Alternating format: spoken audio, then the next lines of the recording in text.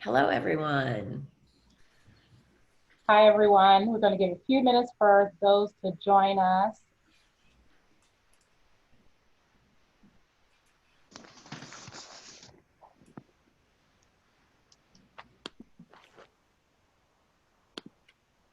All right. So we're going to get started. All right, so welcome everyone to the final panel discussion in our Navigating the Great Cause series, co-hosted by us, the Entrepreneurship Center, as well as NC Growth. I am Keisha Jones. I'm the Assistant Director for Community Engagement on the eShip Center staff. And we've been working together throughout the series to support the business leaders and owners in our community, just so that we can have a community, have support as you all navigate through COVID-19 and come out stronger on the other side. The title of the session today is Moving from Pause to Reboot. What lessons are we learning and what's next? During this session, we have some executive leaders who will share some lessons learned, silver linings, and they've identified some insights to share with business owners and entrepreneurs as you approach the next phase in your business. Just for housekeeping, please post any questions in the chat so that we can make sure that your questions are addressed by the panelists, as well as as you can see, you see everyone here. We want to make sure that you can see each other to connect. But please note, if you do move, turn off your video. So for today's moderator, we have Vicki Gibbs, the Executive Director of the eShip Center, and she'll be moderating and introducing the panel from here. All right, take it away, Vicki. Great, thanks so much, Keisha. Hello, everyone. As Keisha said, I'm Vicki Gibbs. I'm the Executive Director of the Entrepreneurship Center here at the University of North Carolina, and we've been co-hosting these sessions with NC Growth and Create, which is also a part of UNC and actually led by Mark Little, who is one of our panelists today. And I'm really excited because we actually have 3 alums on our panel today who are leaders across the country. And one of the things that looks a little bit different about our panel today is that we are going to have a broader perspective than just, North Carolina, South Carolina, but are looking at what's going on in different areas. We have some different industries with education as well as small business, other things like that. And really looking to these leaders, they're going to be bringing their insights based on what they've experienced with their own organizations, what they've experienced personally, and how they're thinking about what's happened over the past couple of months and how they're going to be framing it moving forward. So format's going to be the same. I'm going to let them introduce themselves because they'll do a much better job of it than I will. And then they're going to share some insights. Once we get through that, I have a couple questions for them. But if y'all have questions, please put it in the chat, and looking forward to the session. So we'll go alphabetical by first name. So CJ, please kick us off. Thank you, Vicki and Keisha, for inviting me to this conversation. I'm really excited about it. And I'm excited to see all of you. I just did a quick scroll and I'm seeing some familiar names and faces. Everyone from a cousin to a sorority sister from UNC Chapel Hill, a Noble colleague where I currently work, and someone who I went to high school with. So you just never know who's going to show up for these things. But my name is Constance Jones, but most people call me CJ, and I'm the CEO of Noble Schools here in Chicago. So I have 18 schools. We serve high school students. We serve over 12,000 kids in Chicago. 98% of them are African American, Black, or Latinx. We pride ourselves on serving students from under-resourced communities here in Chicago. And we are most known for our tremendous academic results and college matriculation and persistence in graduation rates. My heart will always be in Durham, North Carolina, which is where I'm from. I attended Hillside High School there, and I graduated from the University of North Carolina, Chapel Hill, the Keenan Flagler Business School in 2003. My life has taken me on a variety of journeys. I started out in the business sector working for Johnson & Johnson after UNC, and then completed my MBA at Harvard Business School, and went back into corporate America for a brief time at Hyatt Corporation before transitioning over to education, where I've been for the past 11 years. My time spent between the KIPP Foundation and Noble, where I've been for 5 years. And I have been tested in lots of ways as a leader over the past several years, but I think this pandemic has been the greatest test so far. One of the things that has been very clear to me is just the disparities that we knew existed in the communities that we serve, some of the most vulnerable communities, but have been exacerbated throughout this pandemic. And so when I go to bed every night and wake up every morning, I'm thinking about the safety of our people. I'm thinking about their social emotional needs. I'm thinking about, are their basic needs met, in addition to my core work, which is educating kids and providing them with a high quality public school education and getting them to college. So that's a little bit about me, and I look forward to talking with you more today. Great, thanks, CJ. Gary, tell us a little bit about you and what you have to share.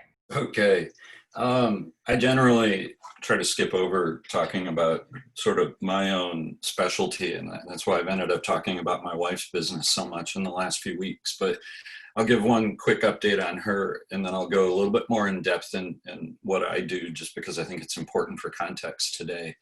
So Eman and her business reopened last week, and this has been her first sort of full week with the holiday. And I got to tell you, there's a real sense of optimism, at least in her community. You know, everybody that's been coming back is engaged. They've really missed being at work, but it's been lumpy, you know, and that's, you know, while the series is offline, I'll try to post some, you know, case study updates on her experience. But a lot of what she's going through is about needing to manage expectations, you know, that what she's been experiencing trying to relaunch, she's seeing it's going to take a while to adjust to everything. You know, she has a lot of new procedures she has to follow, and a lot of just, even every customer is going through some different experience on their own. And so just re-engaging with the community and understanding what each person is going through is going to take a while. But she's very optimistic, and her surrounding community is very optimistic about it. My context and my location, we're in the New York City suburbs. I'm in Greenwich, Connecticut, which is a commuter town for New York City. Most of the commuters go and work in finance or in any of the businesses in New York. And I've done that for about 20 years. The confinement period here has felt long, and somewhat restrictive, but I can't complain because, you know, we don't have any true complaints other than the, you know, sort of the loneliness and overall confinement. But this series has been one of the things that's really been a helpful place to come to, you know, to have something to look forward to re-engage with a group of people that have shared challenges. So let me talk a bit about my own specialty. I think it'll be helpful in understanding how I'm going to frame some of the answers I'll have with the topics that Vicki will bring up to discuss. My specialty is in software companies. My perfect role is to jump into a company that's just raised venture capital, and the founders are trying to figure out what to do with that business and how to grow it. And to me, there's an art form there, because software companies are really the most agile businesses you can find. And helping run that as sort of a COO, CFO, it's a virtual business that you end up sculpting up and that you adjust each day. And as you do that over the years, you really come to appreciate sort of the beauty of managing software development. So some of what I will talk about today, it will get framed in the context of being agile and thinking about how to balance lots of different things when resources are constrained, because that's the typical scenario that I'm in with a lot of these startups. I have a few props for today to wrap up before I turn it over to Mark. I have a few words of the day. This one is a phrase, it's a phrase, cope ahead, if I can get it up to the camera. And I wrote on here, Marsha Linehan is the woman who uses that phrase. She developed a psychological therapy called dialectical behavioral therapy. You can research, go to her websites, it's DBT. But coping ahead is just expecting things ahead. It's managing your own expectations, knowing that when you're going through a change, things are going to be a bit bumpy. So expect them to be bumpy. Don't be surprised by it. So think about your own cope ahead. Start to visualize what you might be coming into in the next few weeks, months. And then remember that everything has a center of gravity. And you are going to want to fight some of those gravities that are going to pull you back into old habits. So over this series, over the last 7 to 8 weeks, we've talked about how to come out of this stronger as business people. But center of gravity is going to keep pulling you back into old habits. You're going to have to stay strong with your own autonomy to break through. Now, this is a word I like to sound like I know a fancy word, but I only learned it recently. It's heuristics.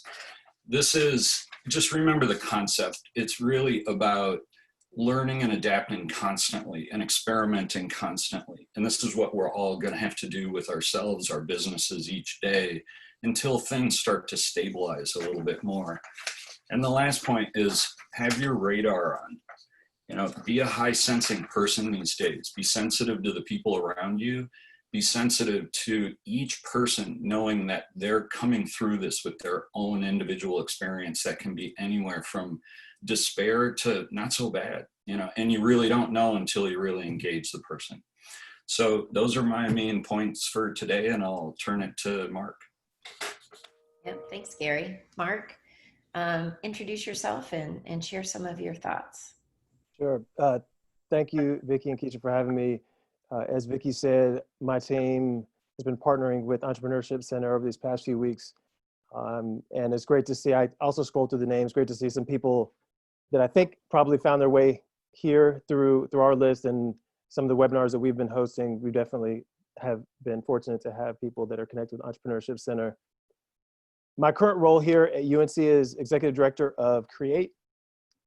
It's a center here at UNC that's focused on trying to close the widening and now rapidly even widening faster wealth gap across the U.S. And we do this with a kind of a business focus through combining research with on-the-ground interventions with businesses and communities to try to create better paying opportunities in places that need them most. While the research side of what we do has a national focus, the on-the-ground work that we do has a Carolinas focus. So right now we've got about 40 companies and communities. About 2/3 of those are businesses, 1/3 are communities that we're working with on all kinds of projects, from redesigning manufacturing plant floors and processes to helping a town rethink its downtown to try to make it more vibrant. My path to this work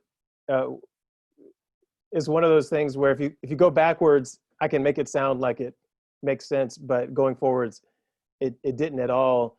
And really for me, it was very few points in my life that I have an opportunity to choose. I'm here at Keenan Flagler at the business school, and the MBAs that graduate here, they have all these different offers and they're deciding based on location and salary.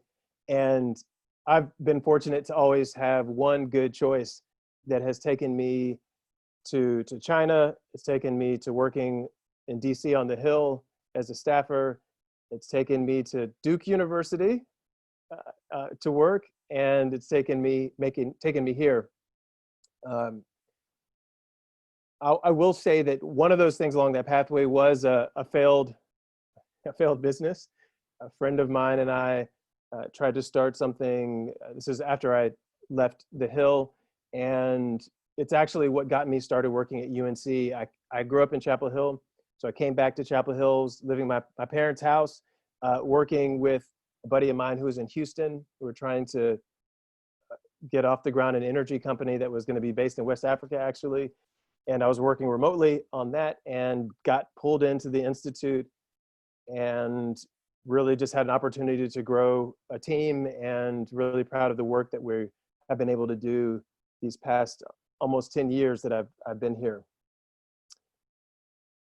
For me personally, the way I kind of frame all the different things that I've done that are kind of all over the place is always around helping people and helping the planet. And I like to think that comes from my grandparents, my grandmothers in particular.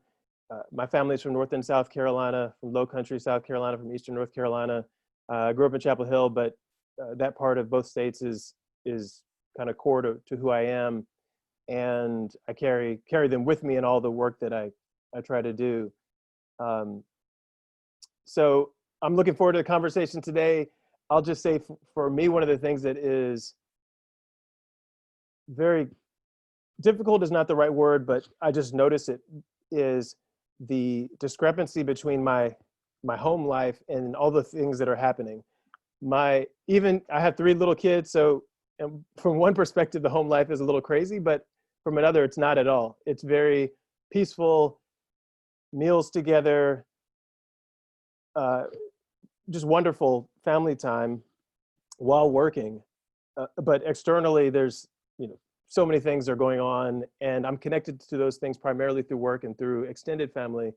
And so it's just a very strange time balancing the reality that I know because of my personal experience, where I am physically, and the reality that I only know through Zoom calls like this and through phone calls and through reading the paper. And the discrepancy there is just enormous. And so trying to balance that with everything going on has been a little difficult. But anyway, looking forward to the call, and hopefully we'll have some good conversation and questions from folks who joined us. Cool. Well, thanks for intros and for sharing some of your insights. So I'm going to kick us off with a few different questions. So one is around silver linings or learnings. So what I would pose to y'all is what has kind of come to mind as some key learnings that you feel like have come out of these first couple of months that we've been dealing with the pandemic? And CJ, I'll let you kick us off. Sure. So as I mentioned before, I've been tested multiple times as CEO, but I've never been tested like I have during this pandemic. And I can tell you for sure that back in mid-March, when we realized what was really going on, and we were making some critical decisions around just like, should we close our schools? And then after that decision was made, there were just a plethora of other decisions around how we are going to support our families. And we've never done this before. And the thing I tell everyone is I've never had to lean so much on my personal values and the organization's values in order to guide my decision making. And so in terms of my personal values, I personally believe that before we can talk about remote learning and all these other things, we have to make sure that our people are taken care of. And that's not just the 12,000 students that depend on us every day and the 1,400 staff members. That is our families, their families within our broader Noble family. And secondly, safety, making sure that our people are physically safe, emotionally safe, mentally safe. Those things were key and had to be prioritized above everything else. And the safety piece is particularly important because as I mentioned, we've served some of the most vulnerable communities throughout Chicago. And before we even saw the data in Chicago about who was dying from the coronavirus, and it turns out that where 23% of the Chicago population is Black people accounted for over 50% of the deaths here in Chicago. It's devastating, and sadly, it wasn't a surprise because going into this, we knew that Black and brown people were going to be disproportionately impacted by this virus. So we had to keep our people safe by any means necessary. So in terms of major decisions and making sure that the values that I had as a leader and our organizational values, for example, around diversity, equity, and inclusion were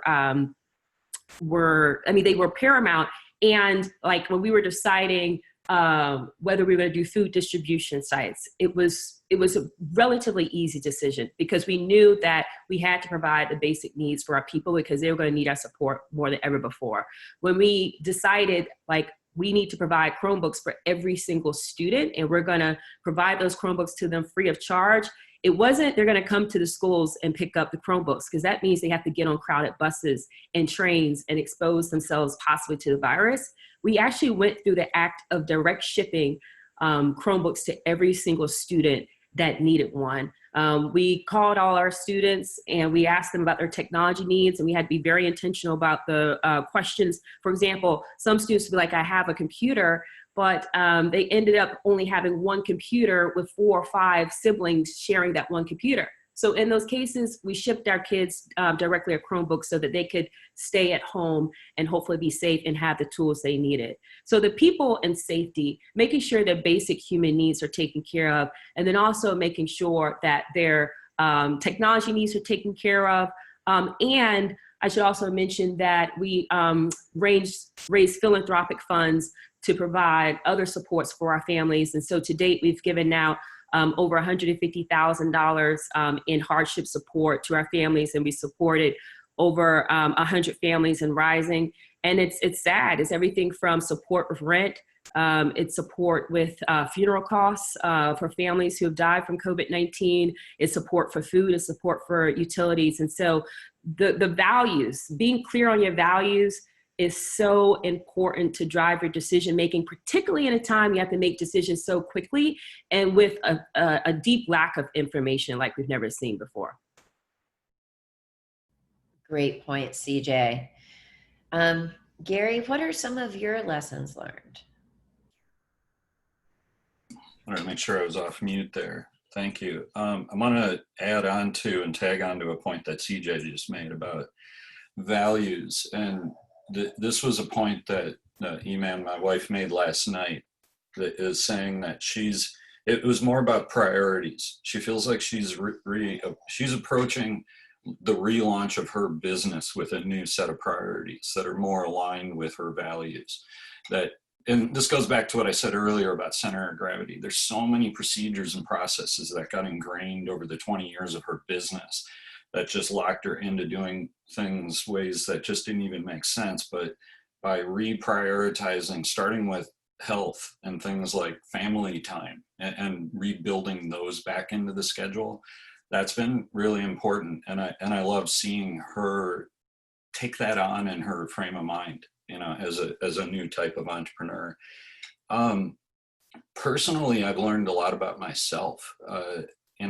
This was, I think, because of my own personal situation, I had a bit more free time, but I learned things about like my own limits. A few of the people at UNC I worked with, like Vicki saw, I hit a wall a couple of times of just exhaustion over the last couple of months, just getting stretched across so many things, but also trying to help a lot of people. And what happens to people as leaders, one of the things that you want to pay attention to is that sort of constant adding little bit of wear and tear it takes on you when you're helping other people.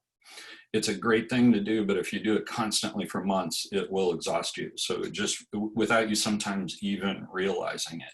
So make sure you do rest yourself, take care of yourself so you can continue to help others when you're in that position.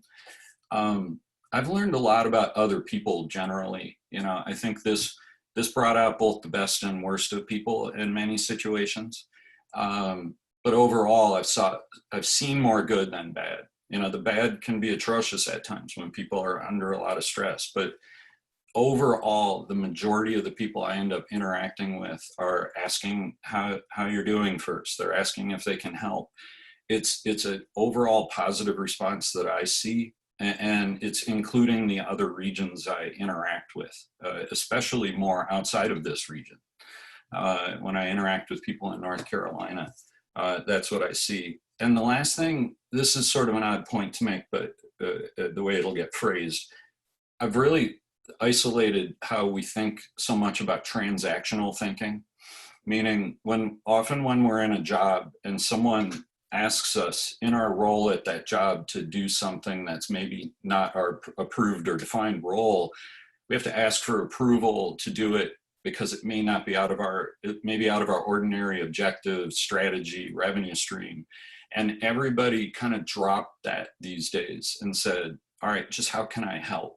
And there are times when we need to drop that transactional thinking of how we can charge others. And this is something I hope we keep, that businesses keep elements of their business that will not be transactional to continue to support their community. That's something that I've seen as very positive out of this event. Thanks, Gary. Mm-hmm. Mark, if you'll go next, I think what you've learned maybe have a slightly different view than some of the others too. Yeah, I was listening and learning. I think I'm failing on the pausing part and the personal health part. I need to do better. So yeah, so you asked us to kind of think about what insights we've learned, and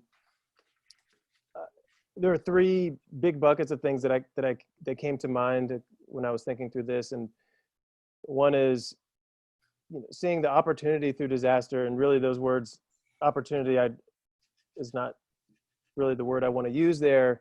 But thinking through some of the things, for example, that CJ talked about, there's disproportionate impacts on Black and Latino and Native American communities, failures of the PPE supply chain, and even things like negative oil prices. So there's all these cracks that are appearing in these systems that some of us are already aware of, but the cracks are now open for everyone to see.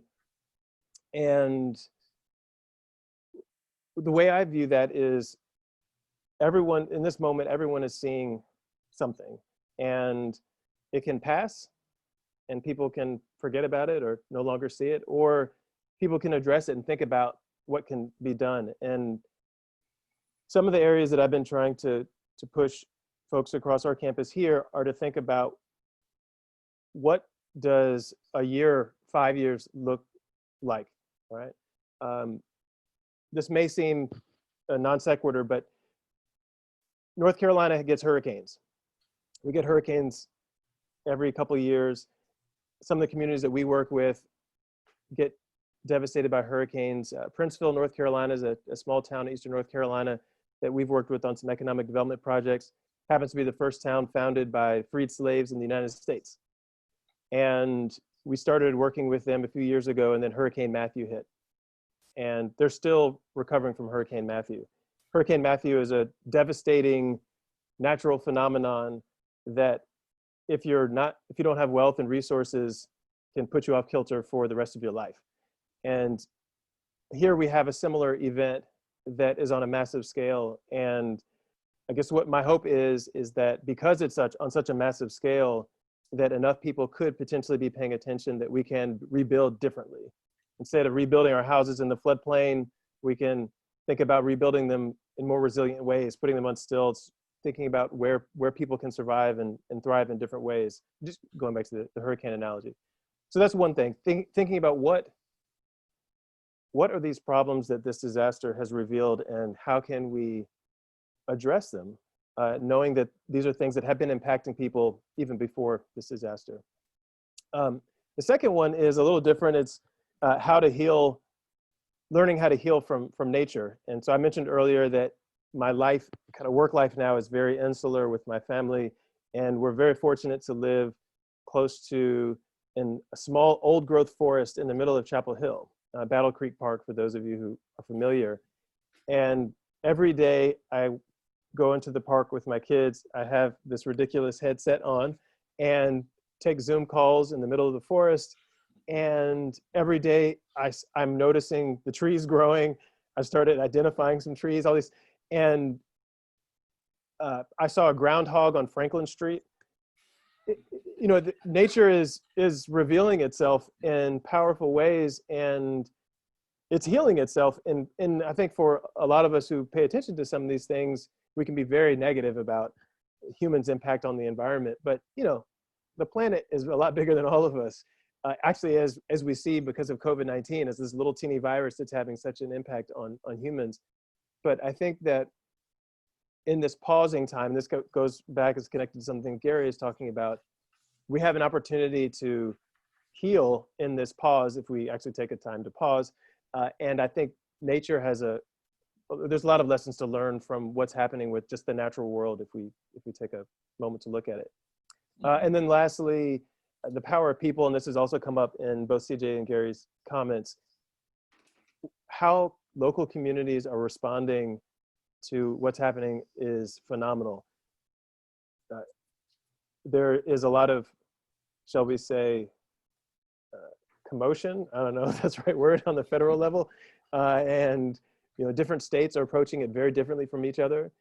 But in the work that we've done here in North and South Carolina and connected through communities across the US, there are so many examples of tremendously powerful communities coming together to support their local economies, to support each other, to support their education system. It's really phenomenal. And so people can do anything if they feel that they have to or feel that they're allowed to.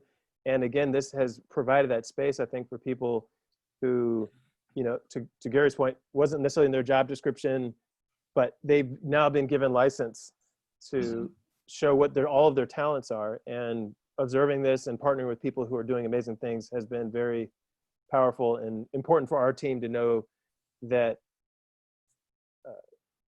people just are powerful and inspiring in the work that they're doing right now. Mm-hmm. Thanks, y'all. Those are all great perspectives. We're getting a ton of questions from the audience, so I'm going to pull in some of those now. The first one we had one from Sherry and from Matt that I'm going to combine. But when you talk about leading in this time, there's a lot of uncertainty. I'm sure there's a lot of anxiety personally for y'all as leaders. How do you think about prioritizing what you need to do? Because there's a lot on you, right? So you can't attack everything at once. How do you pick your battles? How do you prioritize it in a way, both, for yourself as a leader and the people that you serve, but also you have to take care of yourself too. There's a balance there because you're only as good as the energy you have to provide to others as well. So, and it can be a big lift because, as Mark was talking about, there's a lot of opportunity that we see to have larger impacts. And how do we make sure that we can do what we can to have small to large impacts? And just how do you balance all of that? So I don't know who wants to, if we want to go in the same order. CJ, we can sort of go around the horn again if we want. Go ahead, CJ. Sure, absolutely. And so I have some people on this call who will absolutely keep me honest if I don't get this one right. So I'm going to be honest like I try to do. So the reality is it's really, really hard, both to prioritize, generally speaking, but I'll start with what has to be our number one priority as leaders, and that is to take care of ourselves, because we cannot take care of others and we cannot lead organizations well. And we at least can't do it, over the long term if we don't first prioritize taking care of ourselves. That has to be number one. If I, am overcome with sickness tomorrow, I'm not doing any good to anybody. And that sickness might not be coronavirus. It could be something that I get from just being stressed and not eating well and not exercising. So it has been really tough to do. In the first month of making this transition from about mid-March to mid-April, I was seriously working 12 plus hour days every single day. And the magnitude of decision making was very heavy. And so I didn't have much balance at all during that time. And then I started to, I exercised, generally speaking, every single day, but that was one thing that I was like, I got to get back into my exercising to kick off my day. It helps me think more clearly, and it provides me with more energy. And then I just stopped trying to do the things that I was feeling pressure to do because no one was telling me I necessarily had to do it, but, seeing other people do it, and I thought that's what I should be doing too. So I was like, lots of people are embracing cooking during this, quarantine. And I tried that for a while and it was a disaster. In fact, I almost burned down my house about 4 times because I just wasn't like, I either didn't have the food because I didn't have the time to get the groceries, or I just was multitasking, trying to do too much. And you know what? I just started literally 2 weeks ago just doing, meal delivery, because I was like, if it's one less thing for me to have to stress and worry about, then that's okay. And look, I have to underscore all of this with the fact that like I have certain privileges that allow me to be able to do this. For example, the people I serve, generally speaking, they can't get a meal delivery. The people, we serve, and I hate to generalize, but so I'm just saying, generally speaking, they can't get a Peloton like I have downstairs. So, I'm really grateful for the resources that allow me to do that. And at the same time, I'm very aware of the fact that those are resources that a lot of folks don't have. And it just makes life that much tougher. And so on me to figure out what I can do to then, once my cup is full, figure out how to fill their cups as well. In terms of the organizational priorities, as a leadership team, first of all, I have a great leadership team. I'm very grateful for them, grateful. So, you might have noticed in my background, I, lead, 1,400 educators, and, this education institution. I don't have a teaching background. I've been very intentional about creating a team where over half of the folks on my team have taught in a classroom. They've been principals in schools. And so we've been very intentional about sitting down at the beginning of this pandemic and talking about like, what are our core priorities? And then me doing my job as a leader to support them in those priorities and empower them to make the decisions that are best for our people based on their expertise. So that's something I'm really grateful for. Great point, CJ. Gary, how about you? Yeah. Again, I want to add to something CJ just said, especially on the point about taking care of yourself. And you have to listen to yourself and your mind and your body a lot these days. Like in the first couple weeks of after this event started to hit our region, there were odd things like I found this huge bruise on my leg and it turned out I was just sitting in one position, stressed out at one chair for 10 hours a day.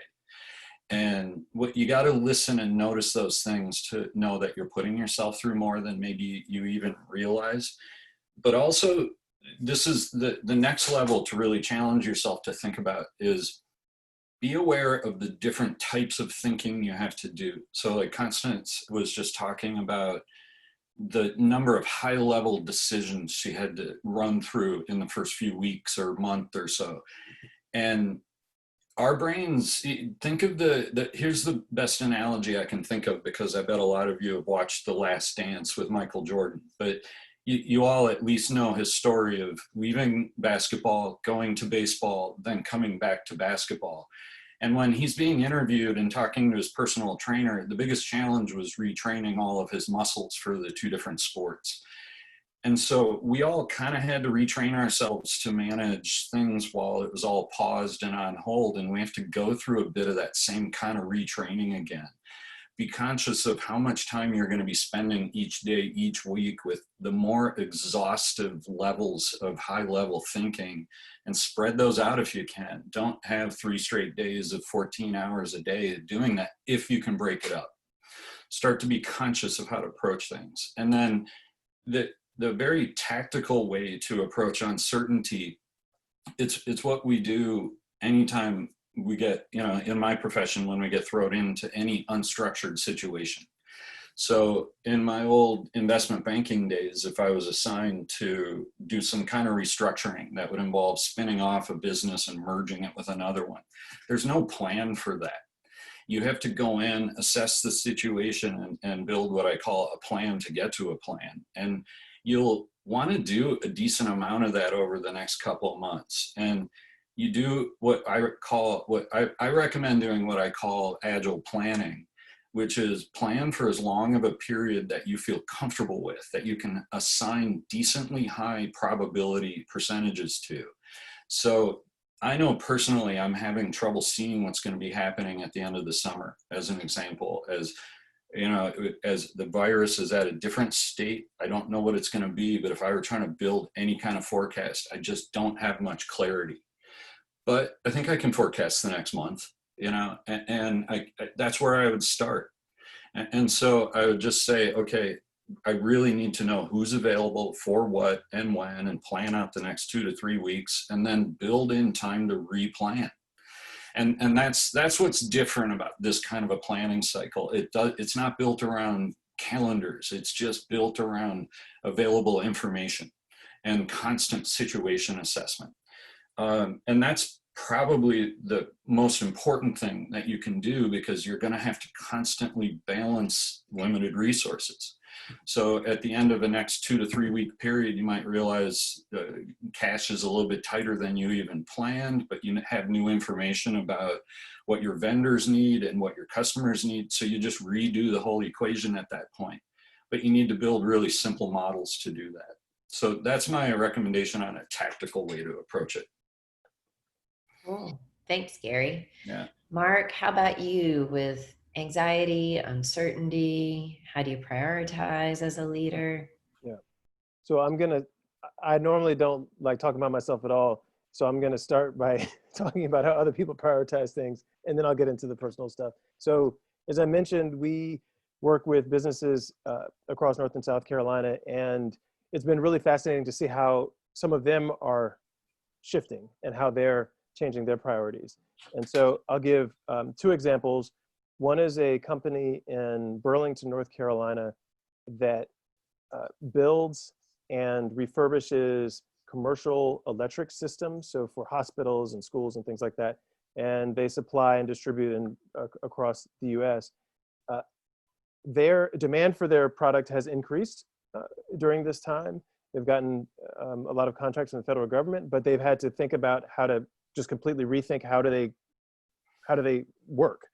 There are people that had to come into the office and all of that. And so one of CJ's points, they really thought first, okay, about people. How do they keep their people safe? And became much more flexible with how they thought about the workday, and much more attentive to things like childcare, as well as needs for counseling and other things like that for their employees. Another example I'll give is a company that shifted completely what it produced. So this is another company we worked with in the Triad area that is one of the few remaining fabric production facilities in North Carolina. They focus on kind of organic North Carolina grown cotton products and apparel. And that market has tanked, but they've started producing face masks, cloth face masks of different sizes and styles. And so in order to stay in business, in order to keep people employed, to keep revenue coming in, they've just changed their product.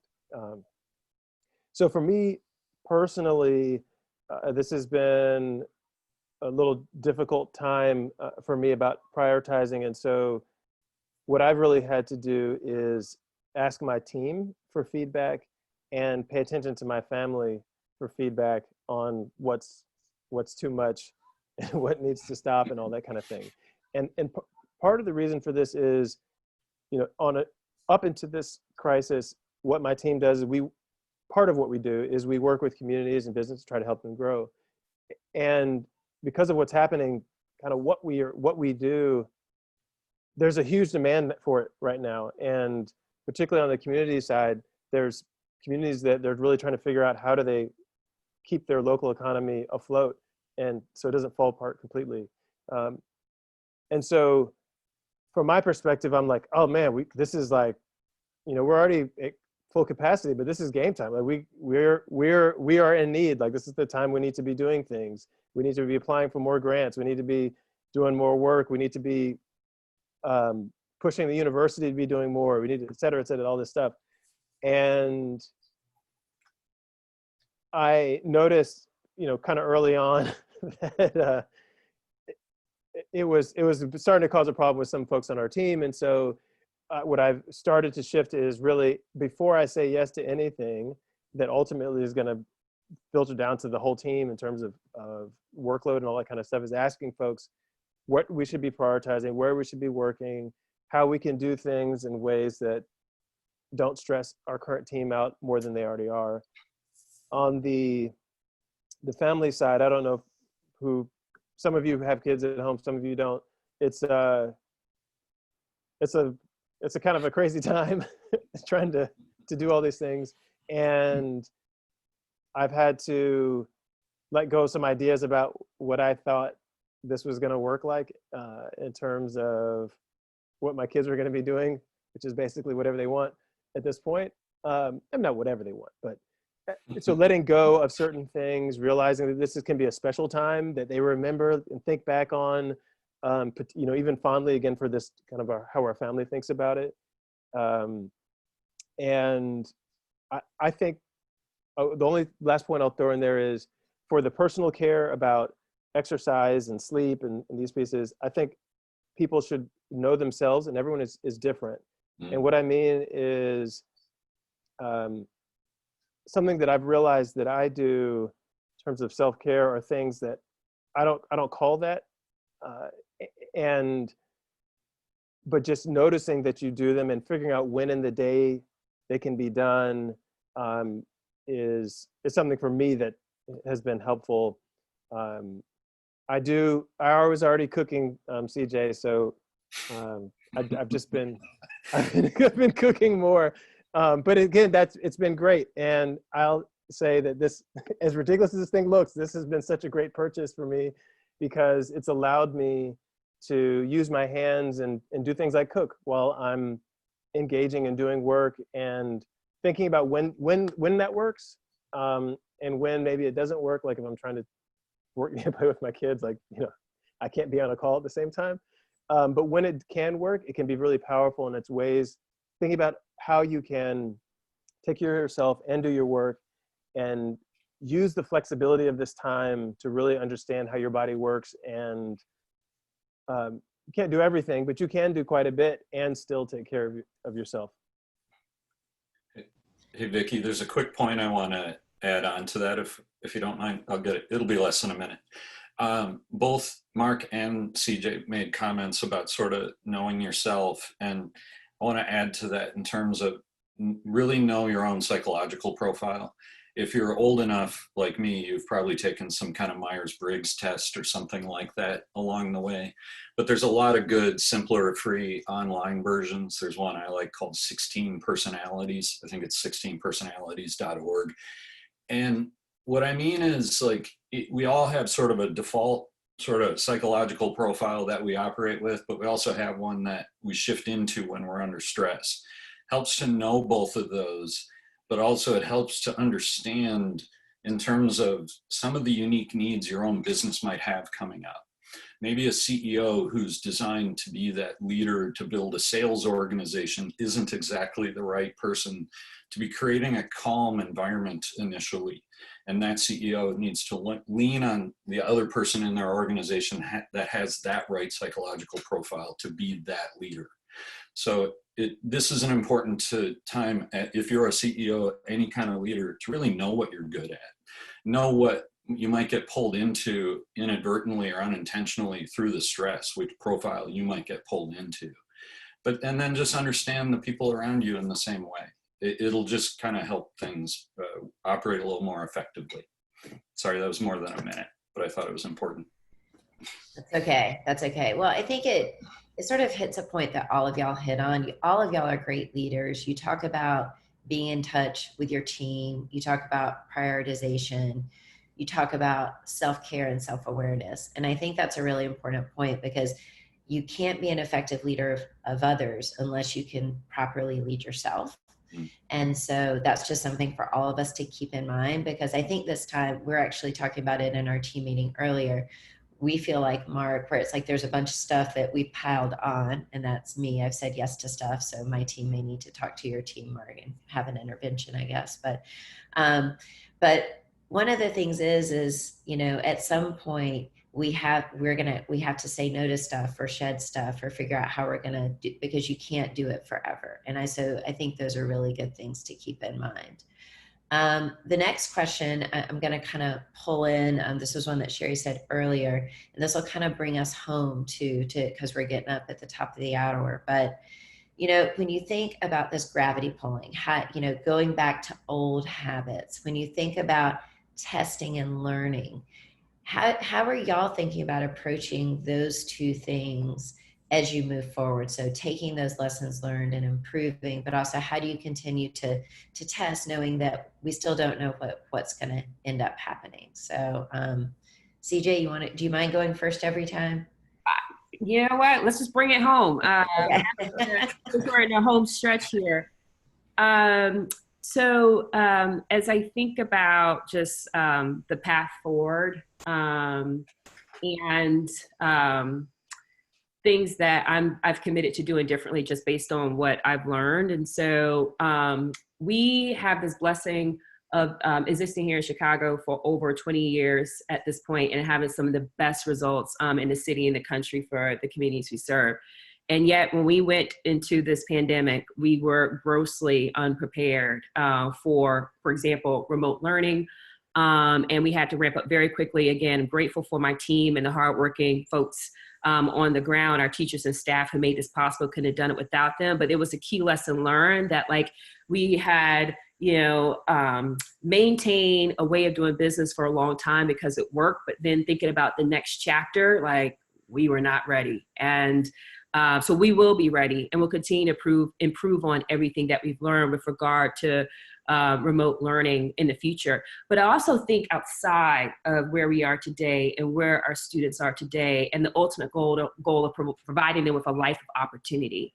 My mind is already thinking like, how is this world going to shift in terms of job opportunities for our students and our families in the short and long terms? And how am I preparing them for those opportunities? The reality is, coming out of this pandemic, it's already happening. There are already like new business opportunities, new, companies that are being started that, folks are leaning in, they're seeing the need on either immediately on the horizon and they're adopting to it. I don't want our people to get left behind. One of the main reasons why a lot of the disparities within the communities we serve exists is because of a lack of access to education, training, and jobs. So how do we ensure that we are preparing our generation of leaders, the next generation of leaders, the current generation of leaders for the opportunities to come in this, post-COVID world? So it's tough. Going back to priorities. On one hand, I'm just trying to make it through the day. There are, 10,000 things it seems coming at me to figure out today. And then I'm also thinking about next fall, and we don't know what that's going to look like. And so I'm doing planning for that. And then I'm trying to think about the year and ahead and 5 years from now and all that. So it's a lot. And I don't have all the answers yet, but I also know that for some of those things, I don't have to have all the answers. There's the team I mentioned, but I'm also leaning deeply into the communities we serve and in the process, for example, of surveying them now to figure out what do they need to see, what things need to be true for them to feel comfortable returning in the fall. So I think that's also a key lesson as leaders is we don't have to have all the answers, but we do have a responsibility to listen to the people we serve. They can help us inform and identify the answers. And so definitely learning that every single day. Thanks, CJ. So Gary, how about you? As you think about moving forward, not getting pulled into the way things are, that gravity pull, how do you avoid going back to bad habits? Yeah. And how do you think through testing in this environment to sort of get to that, place of improvement and optimization? Testing's a hard question. I hadn't thought about it. Let me see if I can come back to that one. But here's how I personally would approach trying to maintain, because this is a very constant topic I hear that I think is being underappreciated and under forecasted, that pretty much every single person I talk to is planning to change something, right? And it for the better. They maybe are going to buy a different mix of products that are focused more on needs and more helpful for the environment as they readjust their lifestyles. But it's different with every single person you talk to. But I think it's helpful to really question as you restart everything and you get back to what you want to be sort of as a more ongoing cycle that you're going to return to. You have to think consciously about what's pulling you in as gravity to things you don't want to do, or processes, procedures, products you don't want to buy. If you're getting pulled back into it, you consciously have to think about what's the new optimal structure and set of systems around you. And we talked about this in one of the first few weeks. I can't remember which one it was. Think about your daily routines and elements of life around that structure and systems, that you create routines to make yourself more efficient. As you rebuild all those things, do it with intent. Do it with how you intend to spend your time and how you intend to balance your time, and stick to that. And to your point about testing, it comes down to actually stopping and reevaluating the way we were kind of forced to during the pause. It's forced those times to come back and say, okay, so how do I feel about how I'm doing? And ask the questions based around feelings at those times, and then adjust with agility. So, yeah. Thanks, Gary. Yeah. How about you, Mark? How are you thinking through as a leader with not getting pulled back into those bad habits and moving forward and testing? And because y'all are doing a lot of new stuff too now. Yeah. So, this webinar and the series that we've been doing are kind of examples of testing new things. I'm glad that, at least from our side, we're not going to be doing these every week anymore. So, this sort of testing, like, okay, for a certain period of time, this works at a certain frequency, and then it needs to shift. But I think for me, the balance really has been the core work that we're doing. So whether it's academic research, working directly with businesses, or working directly with communities, and then this new piece that, again, given the time that we're in, we have the opportunity to try to push some levers on how things could be in the future. And I'm not an optimistic person, but I'm someone who says, if there's a 1% chance, like, okay, that's enough of, as long as it's not zero, let's try to push on it. And so part of the reason why there's been a lot of things that my team has been trying to work on is we're trying to push forward the work that we're doing, but also saying, okay, we've been working in communities that are, rural communities, businesses that are solid businesses, but have been struggling. And trying to understand, again, what are those core problems with these systems that we are all seeing these problems with. And we're in privileged positions, that CJ mentioned, that we can voice that in ways that, again, I'm not all that optimistic that it'll make a difference, but I'm hopeful that it will. And if I don't even try, then I'm missing the opportunity that I have given where I am. And so whether that's, I mentioned before, trying to get the university to be thinking about what role can all this research, all these academics that are here, what role can we all play in helping North Carolina or helping the United States think about, as we rebuild all of these things. For example, can we think of broadband as infrastructure like water and electricity that needs to be accessible to everybody, and not something that is making communities, probably many of the folks that Constance has in her school, even though there's a place they could hook into, they're not hooked into it. In a lot of the rural communities we work into, they don't have access. So there's all these examples of things like this, whether they're with the healthcare system, broadband, our economy. And so part of what we're working through, or I'm working through right now, is how can I try to use this moment to push as much as I can on these things, get conversations going, be part of conversations, so that to whatever extent is possible, we can try to do something a little different in a positive way as we make our way through this crisis. Great point. So I'm going to ask, we're almost at the end, but I'm going to ask our panelists, for one final thought that is a sentence. So if you had one thing that you wanted to leave with the community that's here today, what is that one thing, whether it's a call to action, where it's hope, where it's just a thought, what is that one thing? So CJ, what's your one thing you want to leave them with? Got it. I've been telling my folks this: trust your gut. It rarely lies. That's great. Gary? I'm going to go back to one we talked about in the first couple of weeks, that this was a global event that impacted us all down at a community level, and the rebuild starts at the community level, that we do it all together. And nobody above can really tell us what to do. This is the time to be really independent in figuring out what's best for ourselves and our communities. Thanks. Yeah. Mark? And I'll go back to one of the things I mentioned at the beginning. Go outside. Go outside. Definitely. See nature. Great. Well, my one thing that I want to leave y'all with is that we're only going to improve things by doing it together and by being open and authentic. So thank you very much, CJ, Gary, Mark. Thank you for being wonderful leaders, for donating your time and your expertise to us, and keeping it real, because that's what we have to do in these times. So I'm just so appreciative for that. So I'm going to turn it over to Keisha to close us out. Perfect. Well, thank you again to CJ, Gary, Mark, and as well as Vicki for today's session. You all have shared some amazing insight, best practices, as well as preparation for the next phase for all of our community here.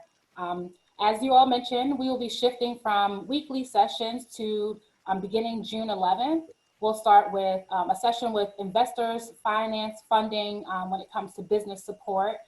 So that'll be on June 11th, and we'll post it on our website as well. And we'll include all of this information in our follow-up email that you'll receive over the next few days.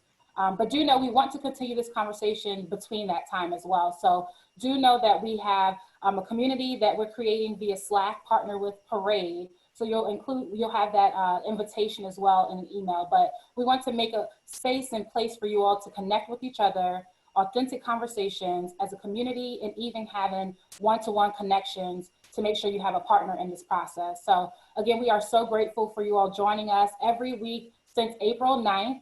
And we look forward to continuing this conversation and sharing resources and support for you all throughout this process. Thank you all again, and I hope you enjoy the rest of your week. Thanks, everyone. Thanks, Keisha. Bye. Thank Bye. you. Thank you.